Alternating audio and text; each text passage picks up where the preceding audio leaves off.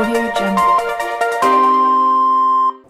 अस्सलाम वालेकुम, आदाब नाजरीन, शोम चैनल डोडा में आप सबका इस्तकबाल। मैं इदरीस फलाही आज की कुछ ताज़ा तरीन पेशकश के साथ नाजरीन, गुंदना कॉन्स्टिट्यूंसी की पंचायत पारशुला ए के गांव काशोड़ के रिहायशी आज यकजुट होकर हिंदुस्तान में मुख्तलिफ अदवार में बदलती सरकारों से खफा नजर आ रहे हैं। उनका कहना है कि आज जबकि हर रहनुमा, हर सरकार और हर सियासी तंजीम ये दावा करती आ रही है कि इलाका जात में उन्हीं की वजह से तरक्की हुई है, लेकिन क्या वजह रही कि इलाका काशोड़ में आज भी 1947 के दौर जैसे ही रास्ते हैं।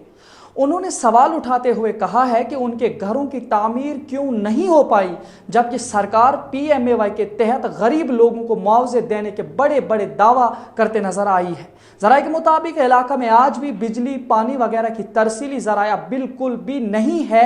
यहाँ तक कि पोल के बजाय लकड़ी के पोलों का इस्तेमाल और पेड़ों का इस्तेमाल किया जाता है, जिससे वहाँ की आवाम तालीमी, समाजी और घरेलू मसाइल से दो चार है। वाज़ेह रहे, इलाका के लोगों ने आज DDC के इंतखाबात में इस मसले को इसलिए उजागर करने की कोशिश की है ताकि उन तंजीमों और उन रहनुमाओं तक उनके इलाके के हालात पहुँचें जो वोट लेने की गर्ज से दिनों रात इलेक्शन के दौरान इलाका जात का दौरा करते हैं, मगर जीत जाने के बाद इलाके में जाना तो दूर की बात, उन्हें पहचानते तक नहीं है।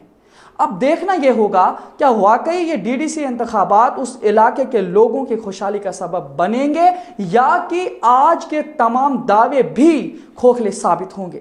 फिलहाल देते हैं एक नजर अमरजीत की इस रिपोर्ट पर। जी सर, मेरा नाम सुग्रीव सिंह है। मैं पंचायत परशुला ए में रहता हूँ, SC बस्ती काशोड़ में। तो सर, जितनी भी सरकारें आई 70-75 साल हुए हैं सरकारें बनाए हुए, इलेक्शन के दौर ही हम लोगों को देखते हैं यहाँ। तो यहाँ कोई ना डेवलपमेंट हुई है ना कोई कुछ है। जब भी इलेक्शन आते हैं यहाँ लोगों ने वोट बैंक बना कर रखा है। जितनी भी सरकारें आती हैं वोट ले जाते हैं, बाकी यहाँ कोई डेवलपमेंट के नाम पे कोई सुविधा नहीं है। रास्ते हमारे देखो, रास्ते भी बिल्कुल जैसे 47 का ज़माना था वैसे ही 47 का ज़माना आज भी चल रहा है। हम उन्हीं अंग्रेज़ों के मतलब गुलामियों में झकड़े हुए हैं, गरीबियों में झकड़े हुए हैं। तो ना कोई यहाँ डेवलपमेंट है ना कोई कुछ है।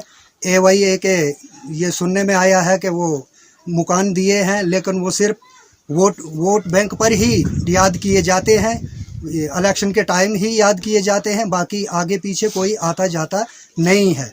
क्या अभी तक जो गवर्नमेंट ने AYY की स्कीम्स रखी हुई है, क्या अभी तक इस गांव में उसका कोई बेनिफिट मिला? नहीं सर, उसका कोई बेनिफिट नहीं है। सिर्फ सुनने में सुनाते हैं लोग, ये सरपंच सुनाते हैं, आगे से बड़े बड़े लीडर सुनाते हैं कि गांव के लिए बहुत कुछ है। SC बस्ती का नाम लेकर इसको बहुत आसमान पर चढ़ाते हैं, लेकिन आज तक कोई भी बेनिफिट इस गांव में कुछ भी नहीं है।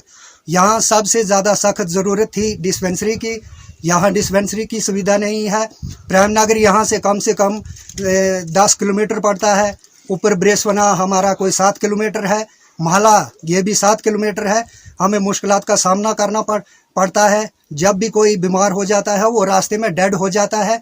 रही बात, यहाँ 34 से लेकर आज तक मिडिल स्कूल था, वही मिडिल स्कूल है, ना ये अपग्रेड हुआ है ना कोई कुछ है। इसके बाद दूसरी जगहों पे स्कूल आए, वो आज हाई सेकेंडरी बन चुके हैं, लेकिन परशुला SC बस्ती काशोड़ जैसे कि वैसे ही है। जी सर, जैसे मैंने यहाँ पे विजिट किया तो यहाँ पे मैंने देखा कि जैसे ये बिजली के पोल्स हैं, हर जगह हर गांव में ये बिजली के पोल मिले, लेकिन यहाँ पे मैंने देखा कि ये बिल्कुल जो लकड़ी के खंभे लगे हुए हैं। इसका क्या कारण है सर? अभी तक सर यहाँ जो भी आते हैं सिर्फ खाली बोलते हैं कि हाँ जी आपको 20 पोल दे देंगे, 40 दे देंगे। हम भी सुनते हैं कि हाँ जी आज गाड़ी आई, वो उनकी बिक्री करेली में हो जाती है या चले जाते हैं खनकोट में। तो अगर इधर भी आए ऊपर ले जाते हैं, हमें कोई यहाँ कुछ नहीं देता है। तार मांगते हैं, हाँ जी हम सैंक्शन कर रहे हैं आपकी तार, पोल हाँ जी सैंक्शन हुए हैं, बस हम दे देंगे, मगर आज तक हमें किसी ने कोई कुछ नहीं दिया। ये देखो तारें देखो, लकड़ी के पोल लाते हैं हम, यही लगाते हैं, तारें हम किसी से लाते हैं, मगर हमें कोई यहाँ पे नहीं देता। तो नाज़रीन, आइए देते हैं आज की दूसरी खबर पर भी एक नज़र। बता दूं, उद्यानपुर पंचायत जहां सरपंची इंतखाबात के बाद उनके सरपंच बीडीसी के चेयरमैन तैनात हुए थे और तब से आज तक उस पंचायत की सरपंच की पोस्ट खाली थी। आज मुख्तलिफ तंजीमों के लोगों ने फिर से एक बार सरपंची के लिए अपने नामजदगी कागज भरे हैं। उन्हीं में से हमारे साथ एक नौजवान ने कल बात की है जिनका नाम है मिर्ज़ा यूसुफ अली बेग, जो कि उद्यानपुर इलाके के रिहायशी हैं। उन्होंने कल हमारे साथ बात की है और उन्होंने वहां के लोगों को यकीन दिलाने की कोशिश की है कि अगर लोग उनकी हिमायत करते हैं, उन्हें वोट देते हैं, तो वाकई वो उस इलाके की तरक्की करेंगे। साथ ही साथ उन्होंने ये भी बताया कि उस इलाके में आज तक जितने सरपंच बने लगभग सारे के सारे या उनमें से चंद तालीमी काबिलियत से बिल्कुल नाआशना थे, जिसकी वजह से उस इलाके की तरक्की नहीं हो पाई।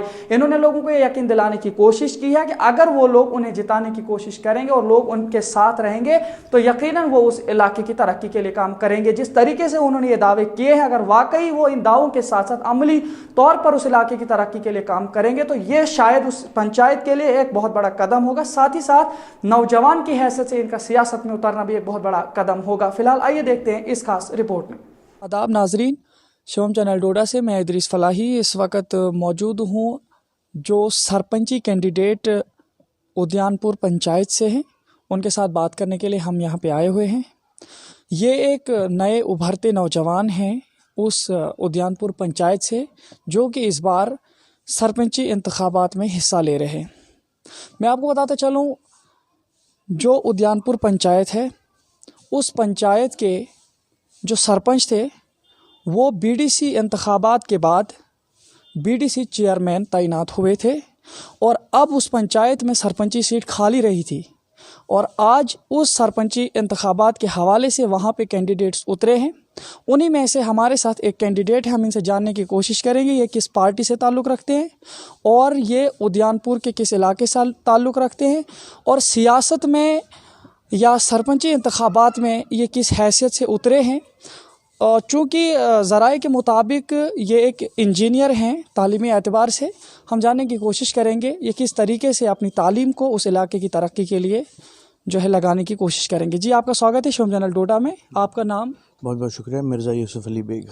जी, मिर्ज़ा यूसुफ अली बेग जी, आप इस वक्त डीडीसी इंतखाबात, ये जो है सरपंची इंतखाबात के लिए अपना नामजदगी कागज़ भरे हैं, तो आपको क्या लगा कि आज आप सरपंची इंतखाबात में उतरे हैं वहाँ से? सबसे पहले तो मैं आपसे ये कहना चाहूँगा कि मैं खुद उतरा नहीं हूँ। मुझे लोगों ने कहा है कि आप खड़े होइए, लोगों ने सपोर्ट दिया है। मैं चूँकि जैसे आपने बताया कि मैं एक इंजीनियर हूँ, तो मैं जब अपने घर की तरफ मैंने देखा कि हमारी पंचायत का क्या हाल है। हमारी पंचायत जो है वो बहुत अनडेवलप्ड है, किसी ने पूछा नहीं। कोई लीडर भी अगर हमारे यहाँ पे आए, उन्होंने भी हमें नज़रअंदाज किया। अब हमारी सड़कों का हाल देखें, आजकल आते जाते खबरों में आता जाता है कि सड़कों का बहुत बुरा हाल है। उस सड़क या जो भी हमारे लिंक रोड्स हैं, किसी ने पूछा नहीं। दूसरी चीज़ आप देखें कि हमारे यहाँ पे एक सब सेंटर, एक हेल्थ सब सेंटर नहीं है। हॉस्पिटल तो बहुत दूर की बात है। अगर देखा जाए तो उद्यानपुर एक सेंट्रल प्लेस, एक मरकज़ प्लेस है, लेकिन यहाँ पे अगर कोई बीमार होता है तो हम पहले गाड़ी का बंदोबस्त करते हैं कि हम कैसे अपने पेशेंट को डोडा पहुँचाएं ताकि उसका इलाज हो। और बाज़ औक़ात कुछ केसेस में ऐसा भी होता है कि जो पेशेंट होता है वो हॉस्पिटल पहुंचने से पहले ही दम तोड़ देता है। हम इसलिए मैं कह रहा हूं क्योंकि मुझे लोगों ने खड़ा किया है। ये जो एक इनिशिएटिव लिया गया, क्योंकि हमारे यहाँ पे अभी तक कोई भी सरपंची लेवल पे इतना पढ़ा लिखा नौजवान नहीं है। लोगों ने देखा कि अगर ये उठा, ये हमने इसको खड़ा किया कि आप उठो और इलाके के लिए कुछ करो, तो उन्होंने मेरे पे अगर एतमाद किया है तो मुझे वो भरोसा कायम दायम रखना है, मुझे उनके लिए कुछ करना है। कंडीशन जो है वो बहुत हमारे इलाके की बहुत ज़्यादा ख़राब है। बिजली आती जाती आना जाना लगा रहता है, फॉल्ट कहीं होता है और बिजली के बिना हमें रात भर रहना पड़ता है। देखिए, मैं अभी तो इस सियासत में इतना पुराना नहीं हूँ कि मैं कुछ भी इस पे कमेंट करूँ, लेकिन इतना सिर्फ कहना चाहता हूँ कि हर एक इंसान का अपना अपना सोचने का नज़रिया होता है। मेरे वालिद साहब ने कई बार हायर सेकेंडरी की भी डिमांड की, जलसा जुलूस जो भी होता था वहाँ पे उन्होंने बहुत बार ये भी कहा कि हमें हायर सेकेंडरी चाहिए, हमें हॉस्पिटल चाहिए। वो मतलब मुझे नहीं पता किस वजह से हमें नज़रअंदाज किया गया। और रही ये जो आप ये बात कह रहे हैं कि क्या वजूहात रही, इसमें मैं कोई कमेंट्स नहीं दे सकता, क्योंकि मैं अभी उतना पुराना नहीं हूँ। मैं अभी नया नया आया हूँ लोगों की खिदमत करने के लिए। तो अब आप मुझे बताइए, जहाँ तक ताल्लुक़ है सरपंच का, तो एक तरफ से सरपंचों का ये दावा है कि उन्हें पावर्स गसब कर ली गई, लेकिन दूसरी तरफ आज मौजूदा सरकार का ये दावा है कि उनको पावर दी गई है, वो पैसे भी निकालते हैं लेकिन आवाम तक नहीं पहुंचाते। वो पैसे कैसे निकालते? अगर आप सरपंच बन जाते हैं तो आप उस इलाके की तरक्की के लिए क्या काम करेंगे? और जो पावर का बहाना नहीं मिली या मिली, ये सब छोड़ छाड़ करके आप उस इलाके की तरक्की के लिए क्या काम करेंगे? देखिए, सबसे पहले ये चीज़ है कि पावर आप किस तरह यूज़ करते हैं, वो सबसे बड़ी चीज़ है। देखिए, आपने कहा कि पैसा निकलता है या क्या पहुंचता नहीं है, तो हमारी जंग इसी के खिलाफ है कि लोगों का उनका पूरा पूरा हक मिलना चाहिए। मैं ये जो जब से मैंने अपना नॉमिनेशन फाइल किया, इसके बाद मैं कैंपेन क्या मतलब लोगों की हालत देखने निकला, तो मैंने देखा कि हम बहुत पीछे हैं। लोगों को उनका हक नहीं मिला है, लोगों को उनका हक बिल्कुल भी नहीं दिया गया है। दिया गया है, पूरा नहीं मिला। अगर किसी को कहा जाता है कि आप फलां काम करें, उसमें इतना हम आपको गवर्नमेंट की तरफ से आपको मिल रहा है, तो वो हक उस तक पूरा नहीं पहुंचता है। हम इसी के खिलाफ, हम इसलिए मैं कह रहा हूं क्योंकि लोग पहले देखें, एक लीडर के लिए अगर एक इंसान एक लीडर बनता है, उसे पहले लोगों का एतमाद और साथ होना चाहिए।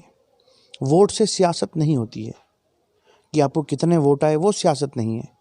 सियासत यह है कि आप लोगों की खिदमत कैसे करें और उन्हें अपना कैसे बनाएं। यही एक जो दिमाग में सोच है आज के लीडरों की, बस मुझे वोट तो मिल ही जाएंगे, मैं किसी ना किसी तरीके से वोट तो ले ही लूँगा। ये सियासत नहीं है। और नौजवानों को आना चाहिए इस प्लेटफॉर्म पे। लोग तो कहते हैं कि ये बड़ी गंदी चीज़ है, ये हमारा काम नहीं है, लेकिन नहीं, ये नौजवानों का काम है। मुल्क को आगे पहुंचाना, आगे चलाना, आगे लेके जाना, तरक्की करना, ये हम नौजवानों का काम है। और रही बात सरपंच के पावर की, तो जब आप लोगों की खिदमत करेंगे तो आपका पावर अल्टीमेटली बढ़ जाएगा, चाहे आपका पावर स्नैच किया गया है या दिया नहीं गया है। लेकिन अगर आपके साथ लोग हैं तो आपके हर एक पावर जो है आपको वो लोग दिलवाएंगे, क्योंकि लोग हैं तो हम हैं और कुछ भी नहीं। जी, तो नाजरीन बताता चलूँ, ये हैं सरपंच कैंडिडेट उद्यानपुर पंचायत से, जिन्होंने काफ़ी पॉजिटिवली बातें की हैं। अगरचे जिस तरीके से ये पॉजिटिवली बातें करते हैं, अगर वाकई ये पॉजिटिव सोच लेकर के उस गांव में, उस इलाके में, उस पंचायत में उभरते हैं और वाकई जिस तरीके से ये बातें करते हैं, अगर इस तरीके से इनके काम हुए तो वाकई जो है तरक्की उस इलाके की भी होगी और साथ ही साथ इनकी सियासत में जो आना, आज नया इनका जो जवान होकर के जो है आज सियासत में आ रहे हैं, शायद कि इनके लिए एक बहुत बड़ा कदम होगा, साथ ही साथ उस इलाके के लिए भी एक बहुत बड़ा कदम होगा। साथ ही में अब हम वहाँ के इलाके के जो वोटर्स हैं उनसे भी कुछ पूछने की कोशिश करेंगे कि वो इनको किस तरीके से लेते हैं और किस हिसाब से जो है वो इनकी तालीम को देखते हैं और उस इलाके की तरक्की के हवाले से उनकी इन पर क्या नज़रें हैं, उनसे हम फिलहाल बात करने की कोशिश करेंगे। फ़िलहाल दीजिए इदरीस फलाही को इजाज़त, शुक्रिया। तो नाजरीन, आज की खबरों में फ़िलहाल इतना ही। जिस तरीके से आप लोग शिवम चैनल डोडा को देखते आए हैं, सब्सक्राइब करते आए हैं और हमारा हौसला बढ़ाते आए हैं, बिल्कुल उसी तरीके से आप हमारी रहनुमाई करें। जहां पे भी आपको लगता है कि आप हमारी रहनुमाई कर सकते हैं, आप बिल्कुल ज़रूर करिए। और आपके इलाका जात में जो भी इश्यूज़ हैं, आप बिल्कुल कांटेक्ट कर सकते हैं। आप कांटेक्ट नंबर लिखिए 7051285240। जी हाँ, एक बार फिर से बता दूं, 7051285240। इस पे आप व्हाट्सएप मैसेज करेंगे, कॉल से थोड़ा गुरेज करेंगे, चूंकि कॉल से डिस्टर्बेंस ज़्यादा बढ़ता है। आप कॉल करके नहीं बल्कि व्हाट्सएप मैसेज करके अपने इश्यूज़ हमारे तक पहुंचा सकते हैं। जरूर भी जरूर शिवम चैनल कोशिश करेगा आपके तमाम जो भी मसाइल होंगे उनको जो है उभारने की कोशिश करेगा। फिलहाल अपने मेजबान इदरीस फलाही को दीजिए इजाजत। खुदा हाफिज। चुनाव वैली के बच्चों के लिए खुशखबरी, अब आपको अपने ही शहर में NEET 11th 12th medical non medical की कोचिंग मिलेगी, क्योंकि अर्पथ क्लासेस डोडा पहली बार लेकर आया है कोटा से हाईली एक्सपीरियंस्ड फैकल्टी। एडमिशंस के लिए आज ही राब्ता कायम करें और अपने बच्चों का मुस्तकबिल रोशन करें। हमारा पता है अर्पथ क्लासेस डोडा, चुनाव वैली, कॉल 9149919926।